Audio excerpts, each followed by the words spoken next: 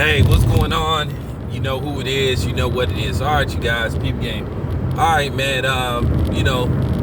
There's been a story that's been running, on Google, lately about the Eminem Nick Cannon beef, and basically Nick Cannon, who decided to take on Eminem, due to the so-called advice of so-called MCs talking about you don't want to go up against the white boy and all that type of shit, acting like Eminem was like, for real, man, like your career would end if you went up against Eminem, when it's documented that Eminem didn't lost rap battles, and Eminem got destroyed on a diss record by K Rhino. So, he destroyed him. So there was this facade that Eminem was like the God MC, that you don't want to go up against him, because, man, please. And Nick Cannon pretty much proved it, because he went at Eminem not one, not two, but 3 times. Now, of course, Eminem fans, they tried to change the narrative and say, oh, well, Nick Cannon isn't worth responding to. But wait a minute. Didn't Eminem respond to Nick Cannon? Didn't Eminem mention Nick Cannon's name on a couple of songs? So how is Nick Cannon ain't worth responding to when he responded to Nick Cannon? You always catch these silly ass Eminem fans, and particularly the white ones, because they like the silliest ones when it pertains to Eminem, because like I say, they are so protective of him, because they go into typical white form where they try to play these games where they try to make it as if you can't say nothing about Eminem, because that's a narrative that Eminem's, pasty ass, melanin mutant, skin deficiency white fans, that's the image that they, pretty much portrayed with him. If you say anything about Precious Eminem, you're a hater, you're a racist, because like I say, white people love to try to create their own narratives when it comes to certain subjects. That's what they love to play spin patrol. They love to play spin doctors. They love to try to play these games and try to say, oh, well, because at the end of the day, if you look at Eminem's catalog, you look at his songs, his catalog is not really that impressive. As a guy that listened to Eminem albums, I bought a couple of his albums. I don't have none of Eminem albums as classics. And that's just the honest to God truth. What Eminem album is a classic? I'm just keeping it 100. That's just real talk. What iconic classic songs Eminem got? What, Stan? Really? That's it? That's the best you could do? If Stan is the only iconic Eminem song or classic Eminem song, then I'll rest my case.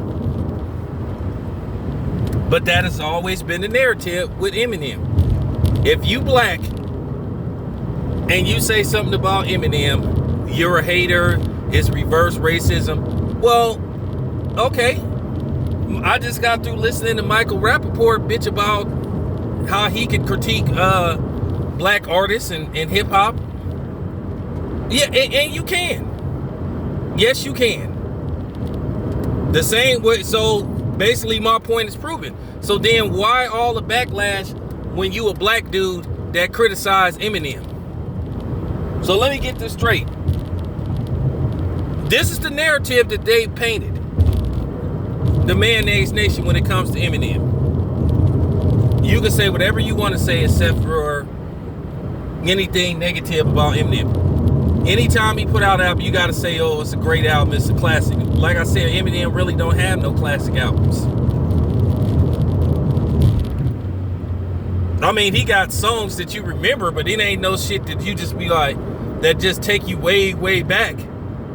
There's a difference between remembering songs and songs that take you way, way back, that put you in a moment. You know what I'm saying? I can remember when I first heard Mama Said Knock You Out by LL, Blown Away, Rock the Bells by LL Cool J. You know what I'm saying? I'm Bad, That Take You Back, I Ain't No Joke by, you know what I'm saying, Eric B. and Rakim. The first time you heard Only Built for Cuban Links by Raekwon. The first time you heard Enter the Woo. The first time you listened to Too Short, Born to Mac, when you heard the Dope Fiend beat. Or when you heard Too Short, I'm a Player. You know, or when you heard, I mean, so you have certain moments when you just hear certain songs that just take you to a place. You know, give you good vibes. You know, Lords of the Underground, Chief Rocker. Here Come the Lords. You know, Snoop Dogg, Doggy Style. Dr. Dre, The Chronic. Ice Cube, Death Certificate.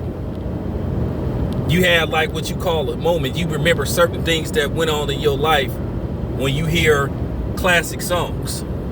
Because at the end of the day, hip-hop is a reflection of what you went through at a certain time period. So you remember certain things. And you don't get that vibe. I get more of a vibe when I hear Jump Around by the House of Pain. You know what I'm saying? Or Third Base, the Gas Face. So I'm just saying, and that's how it's always been pertaining to Eminem.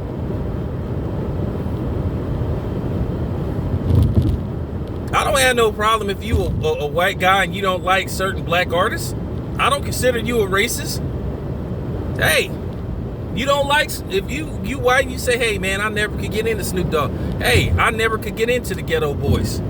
Fine. I don't think you a white supremacist. But if you say, hey man, I ain't like the last 4 albums, Eminem. Whoa, man.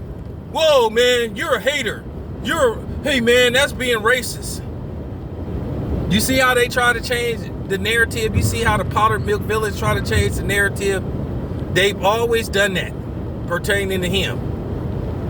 And then that's why you would have a lot of rap artists who would be scared to criticize Eminem, knowing that Eminem put out whack music.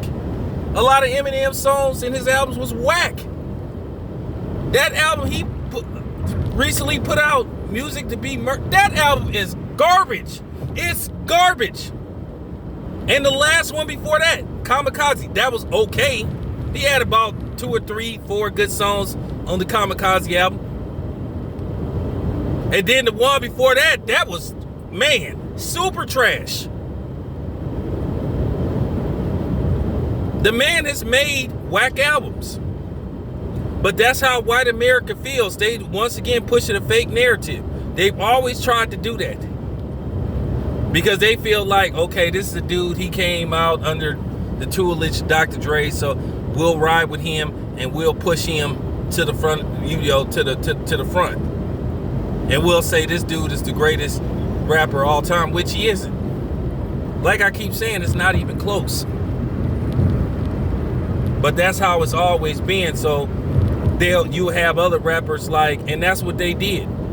You had Dr. Dre who was calling everybody like, hey man, could you vouch for Eminem? Because I was hearing about this dude.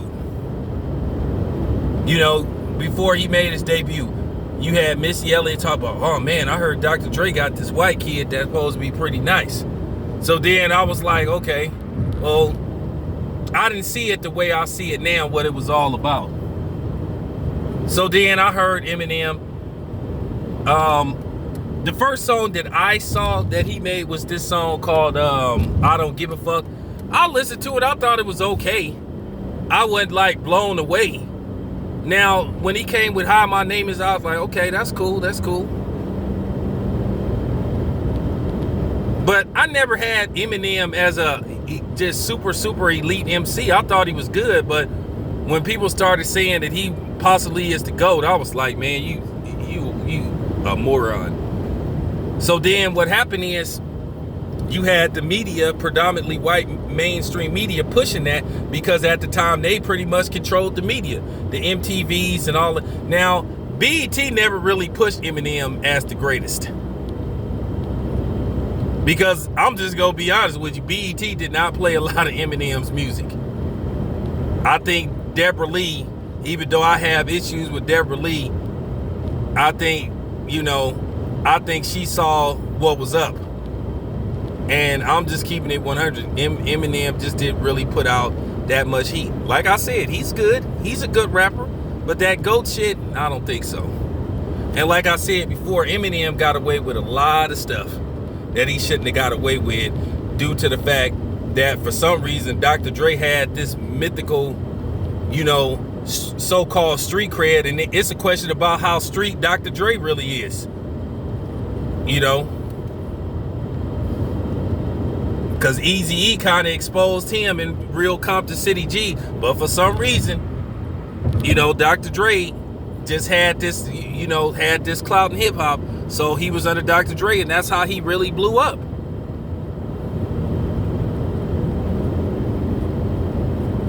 And then you just start hearing this shit about what a freestyle master he is and all that type of stuff, and how he, you didn't want to go up against him and, all this type of shit. Well, like I said, he lost rap battles.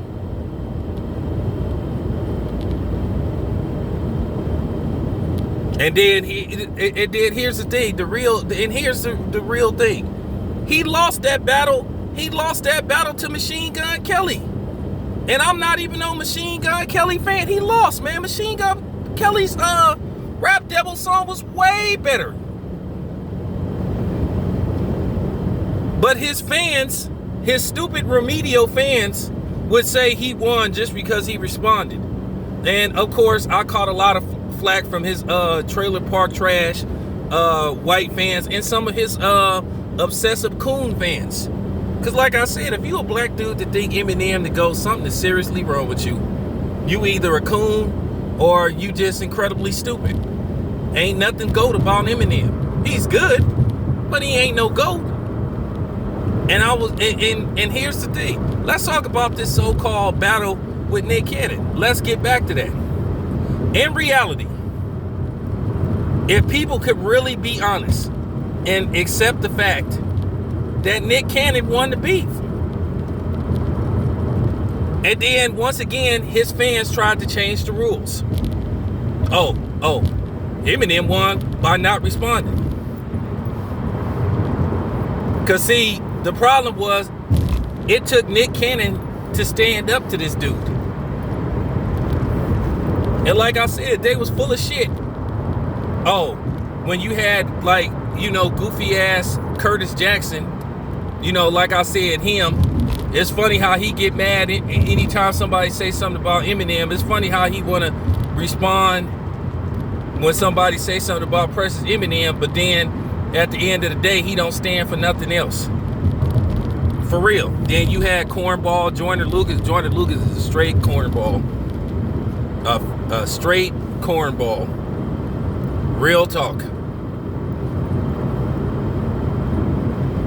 It's amazing how 50 Cent would get mad if somebody say something about Eminem, but then this is the same nigga that ain't even trying to patch things up with his son, and then you got all these fake ass niggas making nigga excuses talking about, oh, well, his baby mama, no, niggas always making excuses, man. Nigga, that's for real, that's your firstborn.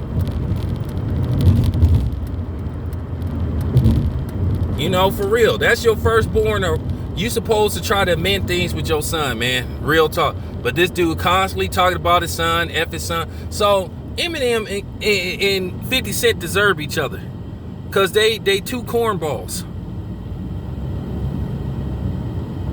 Oh, I told Eminem not to respond and all that type of shit. Man, 50 Cent ain't nothing but a snitch and a rat, and that's all it come down to. Because in reality, you look at the overall battle, Nick Cannon destroyed Eminem. But his remedial fans tried to change the narrative just because it was Nick Cannon. Oh, it's not worth responding to because it's Nick Cannon. But he mentioned Nick Cannon's name in the song, so that don't make any kind of sense. And like I said, I know the Eminem fans gonna get mad and all this type of shit, but at the end of the day, it is what it is. I'm gonna hit y'all, with a harsh dose of reality. Nick Cannon did win the battle, and he exposed Eminem on a lot of different days. Like I said, you had white people say, yeah, this is the only time where Eminem won without having to respond. Why? Because you white fuck say so?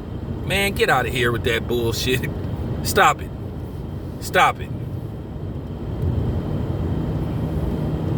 In reality, Eminem saw that he better not go there.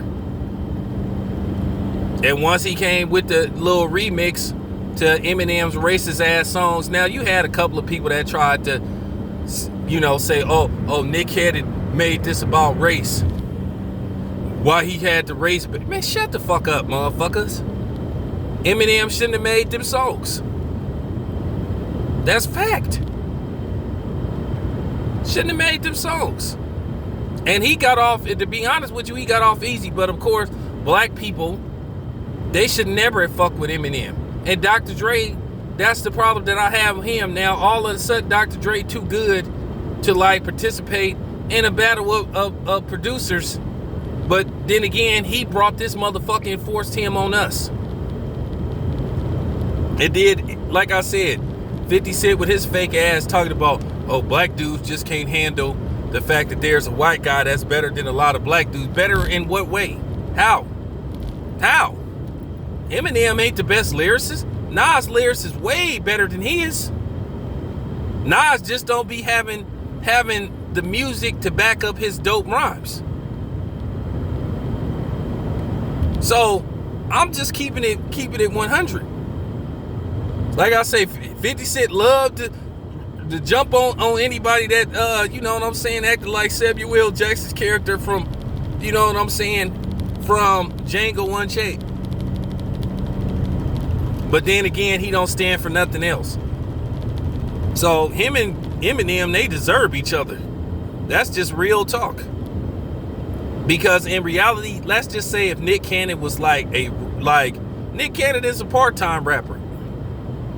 You know what I'm saying? That ain't like what you would call his repertoire. But the songs were cool. I didn't have a problem with the songs. And once again, if you really listen to the songs, the two songs were well put together. But you had black people, because once again, it's Nick Cannon. Oh, it's no good. Black people have a fucked up warped sense of thinking.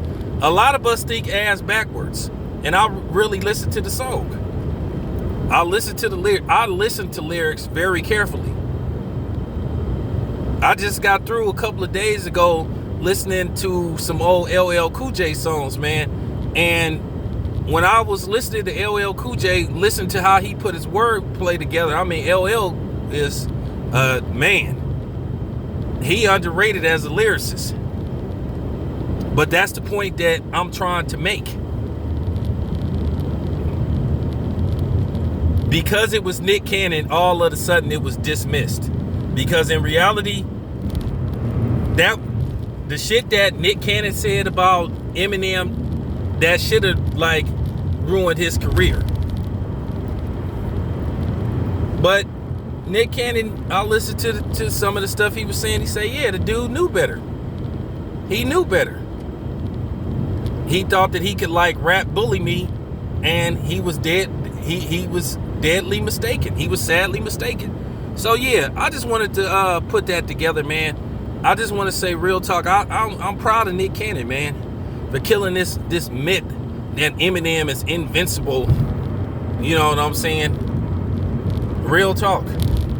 I man, for real. Like I said, a lot of black people just sorry. Like, they get mad when you call them out, and you be like, damn, why you always like defending this white boy more than you go in and defend black people? I mean, at the end of the day, if you cooning, you just cooning. Because at the end of the day, look, I understand if you want to defend Eminem, you know, for certain shit, but at the end of the day, when you constantly always defend a white boy, but when something happened within your own community, you silent, don't even speak on it whatsoever. You say that that ain't your job and that don't involve you, then hey, that's where the cool word come in. That's where the sellout shit come in at. So that's all I have to say. This your boy Tam Biz. I'm out.